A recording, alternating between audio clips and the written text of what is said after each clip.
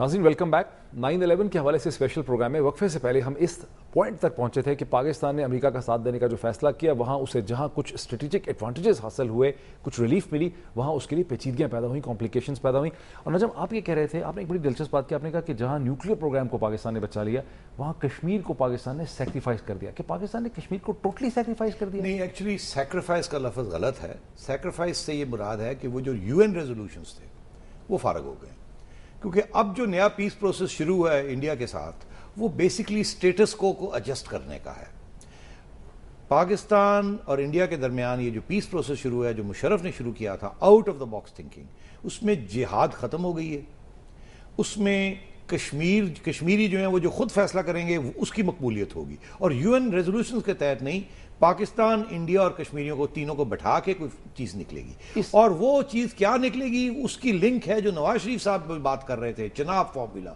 वो स्टेटस को, लाइन को थोड़ा बहुत एडजस्ट करना होगा, और ऑटोनॉमी उनको लेनी पड़ेगी विद इन इंडिया, और कुछ इस किस्म का जॉइंट मैकेनिज्म बनाना पड़ेगा, जिसकी तरफ ये बढ़ रहे थे। अच्छा, अब ये है तो टॉपिक नहीं हमारे प्रोग्राम का पूरा, लेकिन आप समझते हैं कि इस प्रोसेस से, जिसको आप कहते हैं कि एक स्टेटस को एडजस्ट करना होगा, इस प्रोसेस से जो कश्मीरी अवाम है, जो भारत की साइड में, उनको कोई रिलीफ मिल पाएगी? देखिए, कश्मीरी अवाम एक वक्त था वो कहते थे प्लेबिसिट होनी चाहिए, या हम हिंदुस्तान के पास रहेंगे या पाकिस्तान में जाएंगे। अब कश्मीरी अवाम वो नहीं कहती, अब वो कहती है आज़ादी। वो कहती है हमें ना पाकिस्तान में रहना है ना हिंदुस्तान में रहना है। अच्छा, अब पाकिस्तान और इंडिया की हुकूमत और रूलिंग एलिट्स को ये कबूल नहीं है कि इंडिपेंडेंट कश्मीर हो, इसलिए दोनों ने ये फैसला किया है कि अपने लड़ाई झगड़े खत्म करें। कश्मीर का मामला जो है दोनों बैठ के ऐसे तय कर लें कि हमें भी तकलीफ ना हो और आपको भी तकलीफ ना हो, और कश्मीरियों को कुछ रिलीफ मिल जाए। इसीलिए अब आपने देखा कि वो लोग जो पहले गद्दार करार दिए जाते थे, फरूक अब्दुल्ला की पार्टी और इसके से मुफ्ती साहब की पार्टी, अब वो भी मेन स्ट्रीम में आ रहे हैं, और वो पाकिस्तान की तारीफें कर रहे हैं, मुशर्रफ की तारीफें कर रहे थे। और अब मियाँ साहब और आसिफ जरदारी साहब की भी यही पोजीशन है, और पाकिस्तान की फौज ने भी अब यही इसी किस्म का बयान दे दिया है कि देखिए, हिंदुस्तान एनिमी नहीं है जिस तरीके से था, अब थ्रेट है।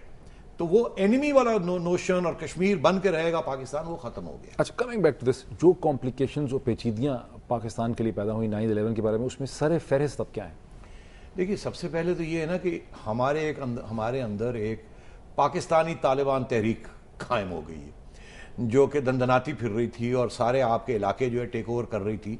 यहाँ तक कि खर्चा था कि वो अटक भी क्रॉस कर जाएंगे, और आपकी पुलिस फोर्सेस उसको रोकने के लिए बिल्कुल तैयार भी नहीं है, ट्रेनिंग भी नहीं है, कुछ भी नहीं है, कैपेसिटी नहीं है। और आपका सारा रियासत का जो ढांचा था इन इलाकों में, वो खत्म होता जा रहा था, पहले ही कमजोर था और ऊपर से टेक ओवर होता जा रहा था। तो एक रियल थ्रेट बनती जा रही थी, है, अभी भी है। और ये बड़ी मुश्किल के बाद यहाँ एक कंसेंसस क्रिएट किया गया है कि उनको कन्फ्रंट करना है। उससे पहले तो लोग ये कहते थे अमेरिकनों के खिलाफ वो लड़ रहे हैं, वो हीरोज हैं।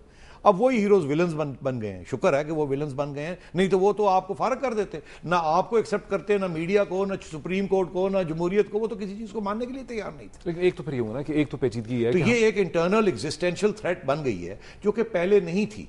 ये अमेरिका की मदाखलत अफगानिस्तान की हुई, उसके बाद वो वहां से लोग भाग के पाकिस्तान में आ गए, हमारे लिए प्रॉब्लम्स बन। अच्छा, अफगानिस्तान की जब हम सूरत हाल को देखते हैं कि बिगड़ती चली जा रही है, अभी जैसे जनरल स्टैनले मैक्रिस्टल की जो लेटेस्ट रिपोर्ट आई, उसमें भी हालात ठीक नहीं है, जो 31 अगस्त को उसने दी।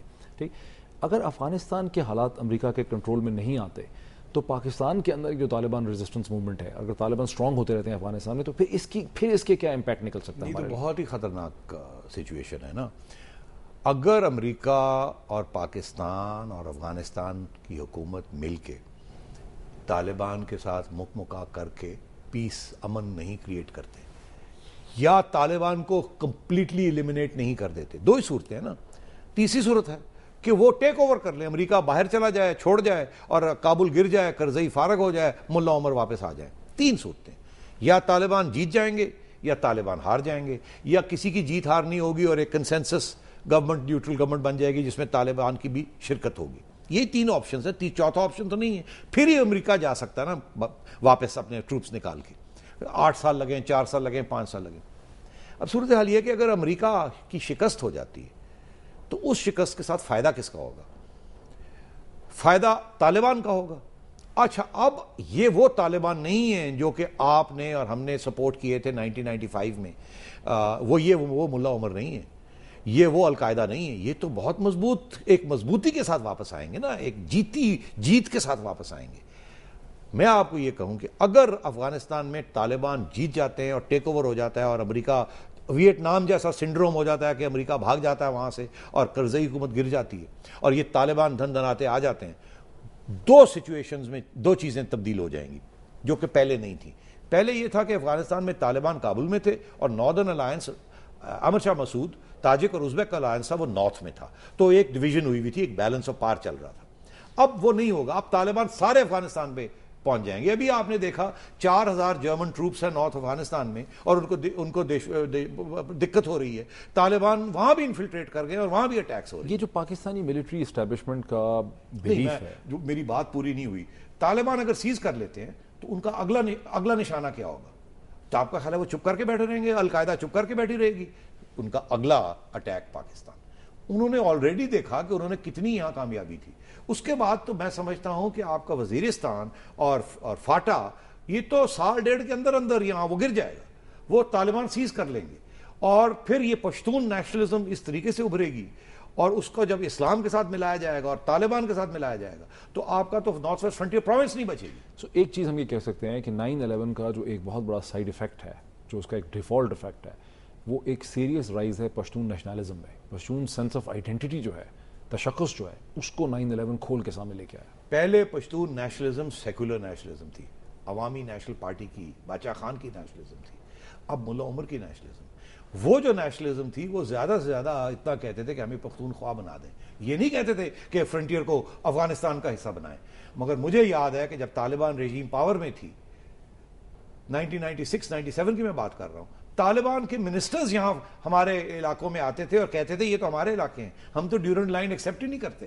تو یہ اس وقت جب یہ ہمارے پپٹس تھے، یہ ڈیورنڈ لائن کو نہیں ایکسیپٹ کرتے تھے، اب تو وہ آگے کہیں گے یہ سارا علاقہ ہی ہمارا، ہم لے لیں گے اور اب ان کے پاس قوت بھی ہوگی۔ ایک کوئک مجھے کوشچن پوچھنا ہے پہلے، پچھلے آپ کے جو کامنٹ تھا اس کے حوالے سے، یہ جو پاکستان اس ملٹری اسٹیبلشمنٹ پہ الزام بھی لگتا ہے اور کسی حد تک یہ صحیح بھی ہے کہ پاکستان ملٹری اسٹیبلشمنٹ کچھ مخصوص طالبان گروپس کو جو اسٹرگل کر رہے ہیں اگینسٹ امریکنز، ان کے ساتھ جھگڑا نہیں کرتی ہے، اپنے تعلقات بنا کے رکھیں، سراج الدین حقانی ہو گئے، گلبدن حکمت یار ہو گئے، تو یہ جو ایسٹس ہیں، یہ جو ان کے ریلیشن شپ ہے، اس کو آپ کوئی کریڈیبل نہیں دیکھتے؟ آپ سمجھتے ہیں اگر طالبان کی وکٹری ہو جاتی ہے افغانستان میں تو پاکستان اسٹیبلشمنٹ اپنے ان تعلقات کو یوز کر کے اپنے آپ کو بچا نہیں سکے گی؟ دیکھیے یہی تو خدشہ ہے نا، یہی تو خوف ہے کہ اگر آپ اپنے کوئی ایسٹس نہیں بناتے ان طالبان میں جو آپ کی بات سننے کے لیے کوئی تیار بھی ہوں، کل کو اگر طالبان سیز کر لیتے ہیں تو آپ تو آئسولیٹ ہو جائیں گے۔ یہی تو میں کہہ رہا ہوں۔ تو اسی لیے کچھ لوگوں کے ساتھ رابطے رکھے ہوئے ہیں، کچھ لوگوں کے ساتھ سپورٹ کیا ہوا ہے کہ کل کو اگر ان کو یہ اگر افغانستان پہنچتے ہیں تو ان کے ہمارے ساتھ تعلقات ہونے چاہیے، لنکس ہونے چاہیے، بات چیت ہو سکے، سنبھال سکے ہم ان کو۔ ان ادر ورڈز دیکھیں نا، ان ادر ورڈز آپ یہ کہہ رہے ہیں کہ پاکستانی ملٹری اسٹیبلشمنٹ کا جو ڈیسیجن رہا ہے کہ کھل کے طالبان کے خلاف جنگ نہیں کرنی ہے اور اپنے ایسٹس کو سیو کرنا ہے، وہ ایک اسٹریٹجکلی کریکٹ ڈیسیجن تھا۔ صرف وہ اسٹریٹجکلی کریکٹ ڈیسیجن ایک حد تک، اس حد تک جس حد تک القاعدہ کی پٹائی ہو، مگر ہوا یہ ہے کہ یہ جو افغان طالبان کو پروٹیکٹ کرتے کرتے آپ القاعدہ کے پیچھے نہیں جا سکے، بیکاز وہ ایسے ہیں، ان کا نیٹ ورک اس طریقے سے۔ اگر تو آپ سکسیسفل ہوتے کہ القاعدہ کو اٹیک کرتے، ان کو فارغ کر دیتے اور افغان طالبان کو بچا لیتے اور پھر امریکہ کو سمجھاتے کہ اب افغان طالبان اور کرزئی اور یہ باقی لوگ سب مل جل کے ایک وہاں ایک نیوٹرل حکومت بنا لیں، پھر تو کام چل جاتا۔ مگر ابھی تک القاعدہ بڑا مضبوط ہے اور القاعدہ اور ملا عمر کا جو نیٹ ورک ہے جس میں جہادی بھی آ گئے وہ بڑا اسٹرانگ ہے، وہ ٹوٹا نہیں ہے۔ Let me take a quick break, break لیتے ہیں اور بریک کے بعد اس ڈسکشن کو اسی پوائنٹ سے ہم کنٹینیو کریں گے، بریک کے بعد۔